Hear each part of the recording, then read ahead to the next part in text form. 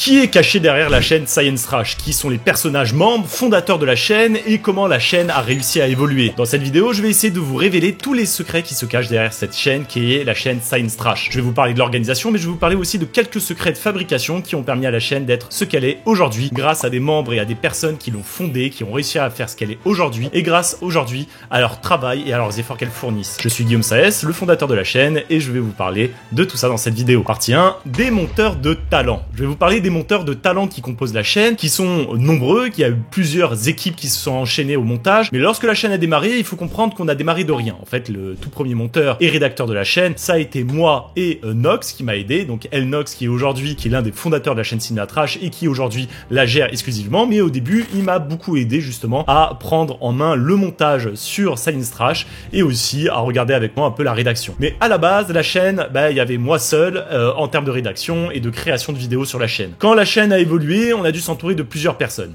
Et dans cette vidéo, je vais commencer à vous parler des monteurs de talent. Donc les monteurs de talent qu'il y a eu dans la chaîne, en premier lieu, ça a été Goa. Goa, aujourd'hui, est encore monteur dans la chaîne. C'est un monteur qui a été toujours fidèle depuis ses fondations à la chaîne et qui en plus contribue, conseil stratégique que la chaîne devrait effectuer pour s'améliorer, pour aller plus loin et encore repousser ses limites. Au fur et à mesure du temps, on a eu un monteur aussi qui est vite apparu dans l'aide de la chaîne, c'est Fiz. Je sais pas si vous connaissez Fiz, il a sa propre chaîne YouTube que je vous invite à regarder. Cette chaîne YouTube vous propose du contenu de tout type, de divertissement, avec des petits jeux, mais il a deux chaînes YouTube. Une chaîne YouTube qui vous parle de l'entrepreneuriat, du montage professionnel et de comment devenir un monteur, j'ai envie de dire, de qualité. Et dans son autre chaîne de divertissement, il vous propose du contenu de tout type que je vous recommande fortement et je suis sûr que ce qu'il peut vous proposer va forcément vous plaire. Fiz a été un monteur de la chaîne qui est resté longtemps, qui nous a proposé des animations ou autres, mais aujourd'hui avec toutes ses activités entrepreneuriales et ses activités autres, il a décidé de nous quitter et j'espère qu'un jour il reviendra parce que il me manque. Voilà, sachez-le. Ça a été l'un des monteurs pionniers de la chaîne qui a permis justement à vous faire les belles animations que vous avez connues. Ensuite, nous avons eu un monteur qui a fait aussi beaucoup de choses dans la chaîne et qui a sauvé beaucoup de vidéos, c'est Boua. Boua qui est aujourd'hui à Sciences Po. Donc il s'est tourné vers des études pour être journaliste, qui j'espère va réussir. Et Boua est talentueux, mais pas juste en termes de montage, en termes d'esprit de montage, en termes de qualité sur les médias qu'il mettait. Et aujourd'hui il nous a quitté aussi parce que il a décidé de vivre d'autres aventures pour cette fois ses études, donc on va pas le retenir, hein, il travaille. Enfin après on a eu des monteurs de seconde génération qui sont un peu les monteurs actuels, certains sont partis. Donc on a eu avant qui sont partis, Adrien qui est parti monter sa propre chaîne que je vous recommande aussi, qui vous parle d'actualité.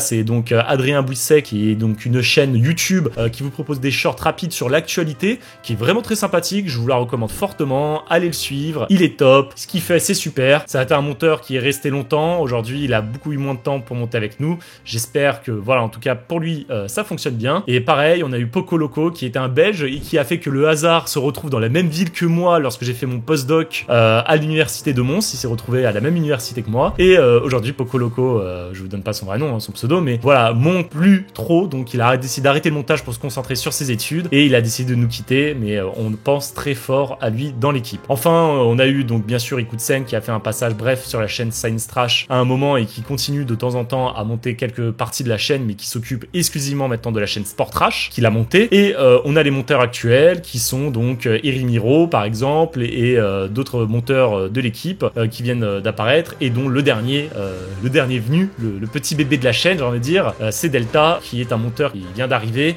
et qui j'espère vous propose un montage qui vous plaît dans les dernières vidéos. Donc voilà pour l'équipe. Donc aujourd'hui c'est Goa, Delta qui font beaucoup de vidéos sur la chaîne avec Erimiro de temps en temps et bien sûr d'autres monteurs qui viennent comme Maxence qui est venu, Maxence qui aujourd'hui gère un peu le montage sur toutes les chaînes mais qui gère Manga Trash mais qui est avant tout un monteur de Science Trash qui manque énormément mais qui continue à monter des vidéos. Il a été toujours là aujourd'hui, en plus je pense à lui parce qu'aujourd'hui il est malade, donc grosse pensée à lui, mais c'est un monteur extraordinaire, une personne extraordinaire, un peu timide, un peu surchargé, mais j'espère que il va réussir à surmonter toutes les difficultés qu'il a. Il fait des études de cinéma, donc l'année prochaine il va reprendre à fond ses études de cinéma je pense, donc j'espère qu'il aura toujours le temps pour monter. En tout cas on croise les doigts dans l'équipe. Ensuite sur l'équipe de rédaction, il faut comprendre qu'au départ il y avait que moi. Voilà, j'ai vite cherché quelqu'un qui pouvait m'aider à la rédaction. Il y a eu Spike qui avait beaucoup de mal sur la rédaction, hélas, qui est toujours là dans l'équipe, mais qui pense qu'à boire de la bière, monsieur. Mais voilà, donc Spike a, comment dire, déserté la rédaction et aujourd'hui,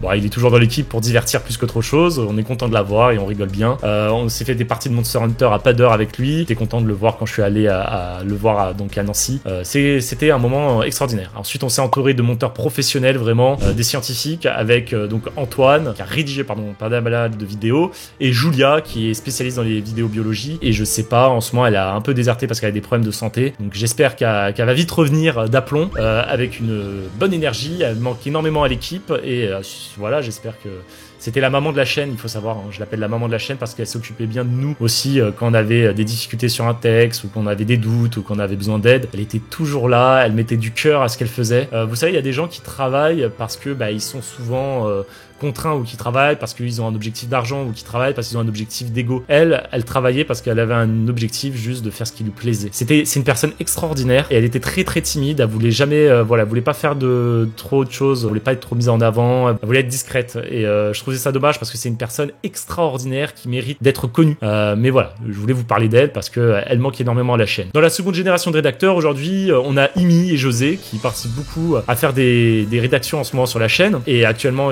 voilà, ils ont rédigé des vidéos, c'est très dur pour eux parce qu'ils ont peu de temps, ils sont en même temps en train de travailler ou faire des études pour certains. Il y a Yacine aussi qui est en pleine thèse actuellement, le pauvre, mais qui sont assidus sur la chaîne à travailler sur les textes à leur rythme et qui, j'espère, s'épanouissent en tout cas à faire de belles choses. Et le hasard a voulu que l'un des rédacteurs de la chaîne qui a fait, le pauvre, les vidéos qui ont le moins marché, mais qui, moi, je trouve personnellement des plus belles vidéos, comme les ondes boréales, la reine des fourmis, c'est mon ami et mon ancien colocataire à l'université de Mons, quand j'y étais en tant que postdoc, c'est Flosier, son pseudo. Il m'a accompagné en Belgique, je l'ai rencontré là-bas, il a rejoint la chaîne, il y est toujours actuellement. Il rédige plus trop de vidéos actuellement, mais j'espère qu'il va reprendre du poil de la bête.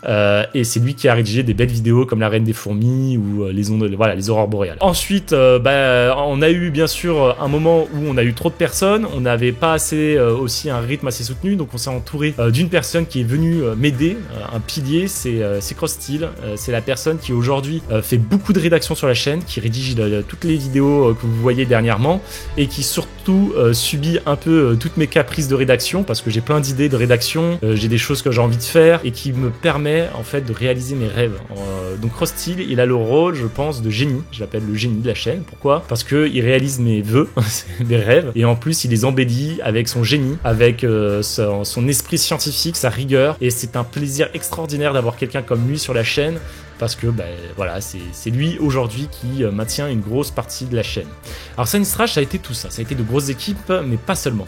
En fait, il faut savoir, on a eu aussi des gros youtubeurs qui sont venus nous aider. On a eu des youtubeurs et des vulgarisateurs scientifiques qui nous ont permis de faire que cette chaîne soit là aujourd'hui.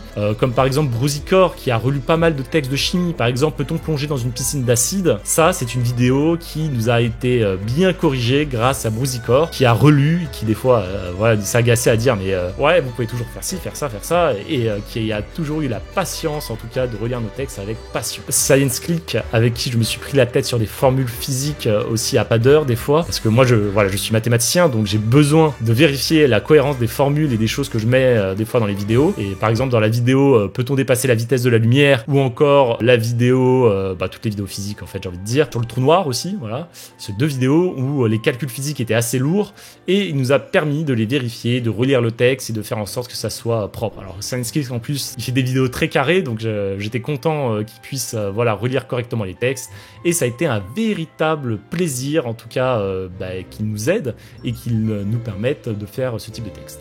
Voilà, j'espère que en tout cas vous avez aimé la présentation de la gestion de l'équipe, les secrets de la chaîne en termes de gestion et d'organisation. Voilà tout ce qu'on gère sur la chaîne, voilà comment elle fonctionne. J'espère que cette vidéo vous a plu, laissez un like, abonnez-vous, il faut faire en sorte que la chaîne en tout cas progresse, donc n'hésitez pas à communiquer les vidéos de la chaîne un peu scientifiques. Moi je vous dis à bientôt pour une nouvelle vidéo, à plus les amis, ciao.